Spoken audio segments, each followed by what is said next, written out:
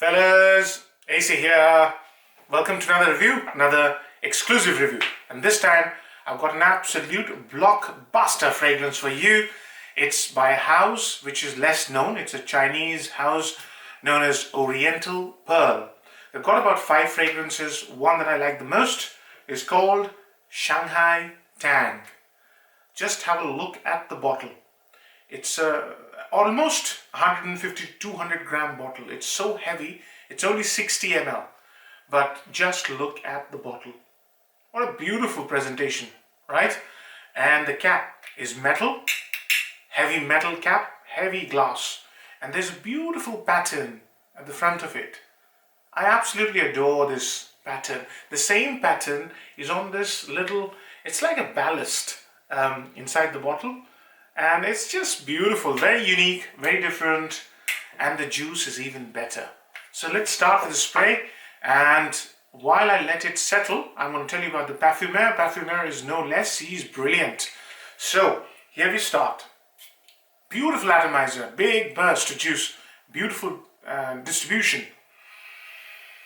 Wow, man, this fragrance, I'm delighted I'm doing an exclusive review.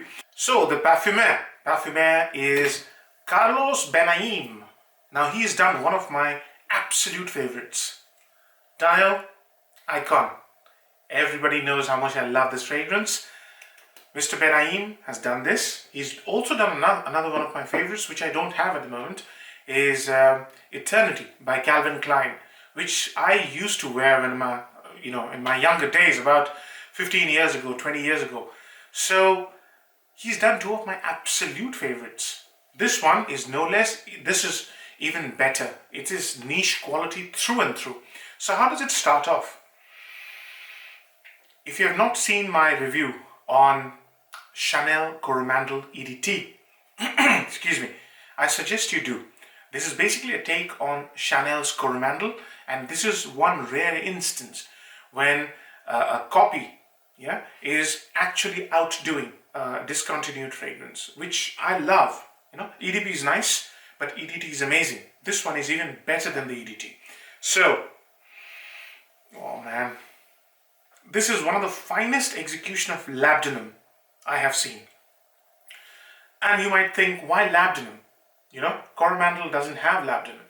So, it has this beautiful lemony patchouli. Patchouli is damp like a forest floor, and it has nuances of green, strong, sort of, almost vegetable-like smell. But it's been completely embellished and taken over by a beautiful, deep, leathery labdanum and lemon. Oodles and oodles of lemon. Yeah. So very lemony or very tangy patchouli, which is spicy and green with a deep, resinous leather. Not leather, but labdanum.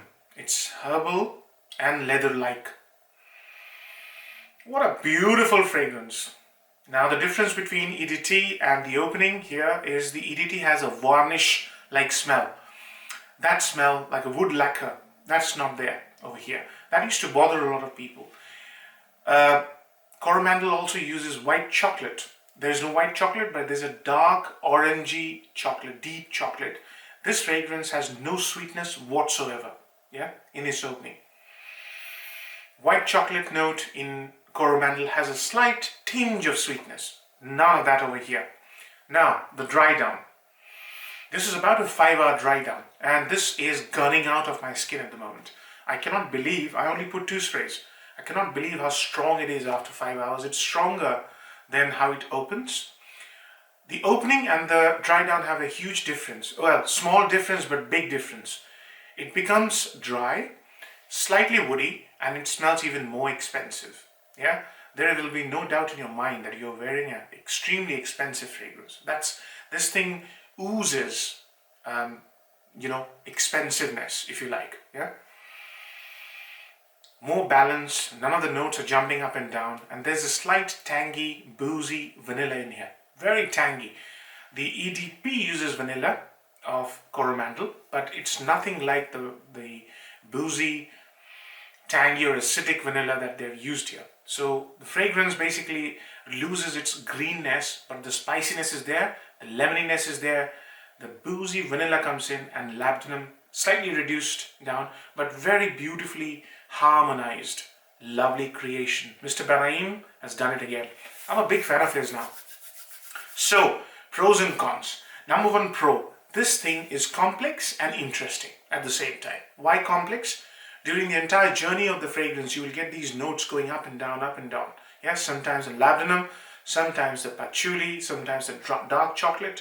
There is no separate note of dark chocolate, but it's the patchouli which brings in that dark chocolate, bitter dark chocolate, and spicy greenness. Keeps going up and down, up and down. It's beautiful, interesting. Yeah, the lemony spiciness along with the dark chocolate really does it for me every time. So I was wearing it behind my neck yesterday, and I kept getting it all day. It's a very interesting fragrance. Keeps you interested. Next one, value for money. Well, this one is going to cost you a bit of money. So this is a 60 ml bottle. On eBay, if you look in the UK, you can get it for 65. So it's just over £1 an ml, which is quite expensive. But if you compare it to the Coromandel, which is discontinued, the EDT, you will have to pay £400 for 250 ml bottle. So pretty expensive. As compared to Coromandel, this isn't that expensive, but still expensive. But high value for money because of the fragrance, the quality, how it smells. The third one is the versatility. I find this fragrance highly wearable. See, this fragrance, you can wear this in evening time, summer, yeah, like you could with Coromandel. Wintertime, daytime, evening time. This is versatile. It's a graceful, beautifully made, expensive smelling scent.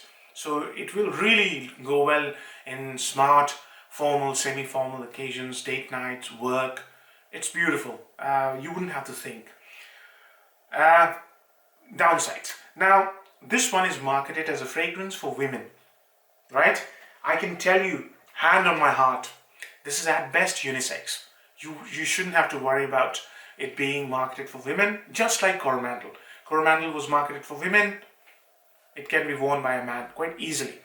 The other one, yeah, this one is a downside, hard to get. This house, you wouldn't have heard about this house, yeah? So it's really difficult to get your hands on it. So those are the two or three. The other downside could be this is a very strong fragrance. So if you go heavy on the trigger, you might regret it. And some people don't like too strong fragrances. I wouldn't go more than 2 to 3 sprays, 4 max. But I think 2 to 3 should do it. One at the back of the neck because it leaves a beautiful trail. One over here, one under your shirt, or one on your shirt. However you want to wear it, don't go more than 3 to 4. It's very, very strong. Yeah. So age groups. I think this is going to be a perfect fragrance for anybody over 25 who likes to dress up a little bit for occasions like work or date or evening time. Yeah. This will cause a lot of intrigue among people who smell this. It has this pulling power. It's also very sensual, but not in a feminine way. It has this ability to attract and grab and keep your attention. Like Coromandel. Coromandel has that sensual side to it. Exactly like that. But here, the sensuality comes from a very golden amber. I forgot to mention, there's a beautiful amber note here, which probably also contributes to the fragrance being a little bit tangy. Yeah. So seasons, I've covered that. I've covered value for money. I've covered all aspects, I think. Marks out of 10. I'm going to give it a 9 out of 10. A pretty solid 9 out of 10. If you're finding it difficult to get hold of Coromandel EDT, I suggest you look for Oriental Pearl's Shanghai Tang. Just the bottle itself will convert you. What a beautiful scent. 9 out of 10. Hope you like the review, fellas. Take care. Bye-bye.